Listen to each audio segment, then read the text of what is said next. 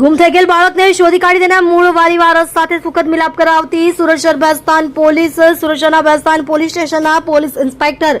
Shri S B Desai નાઓએ હાલમાં ગુમ અપહરણ થયેલ બાળકોને શોધી કાઢવા માટે આપેલ સૂચના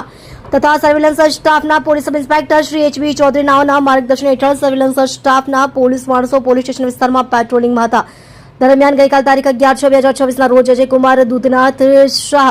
ઉંમર વર્ષ 40 રહે plot number B16 Vrindavan township Bhestan Surat નાઓએ ભેસ્તાન પોલીસ સ્ટેશન ખાતે આવી તેઓનો 13 વર્ષનો દીકરો ગુમ થઈ ગયા અંગેની જાહેરાત આપતા સદર બાળકને તાત્કાલિક શોધી કાઢવા માટે સર્વેલન્સ સ્ટાફની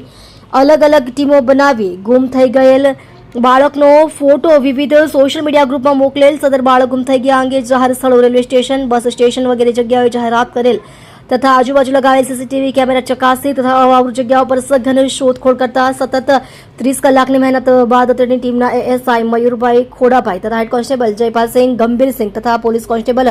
ગુંજનકુમાર ભરતભાઈ તથા પોલીસ કોન્સ્ટેબલ નીતિનભાઈ નવીનભાઈ નાઓ દ્વારા સદર ગુમ થનાર બાળક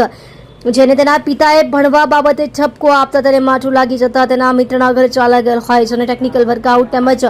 હ્યુમન સોર્સિંગ્સના આધારે શોધી કાઢી સદર ગુમ થનાર બાળકની સામે બાળક નામે રોહિત અજયકુમાર શાહ ઉંમર વર્ષ 13 નાને ભેસ્તાન પોલીસ સ્ટેશન ખાતે લાવી અત્રેની સી ટીમ દ્વારા તેને પ્રેમપૂર્વક સમજાવી તેનું યોગ્ય કાઉન્સેલિંગ કરી તેના માતા પિતાને પણ સમજાવી સદર બાળકનો કબજો તેના પિતા નામે અજયકુમાર દૂધનાથ શાહ ઉંમર વર્ષ 40 રહે plot number B16 Vrindavan township Bhestan Surat નાઓને સહી સલામત હાલતમાં સોંપી પ્રશંસનીય કામગીરી કરેલ છે.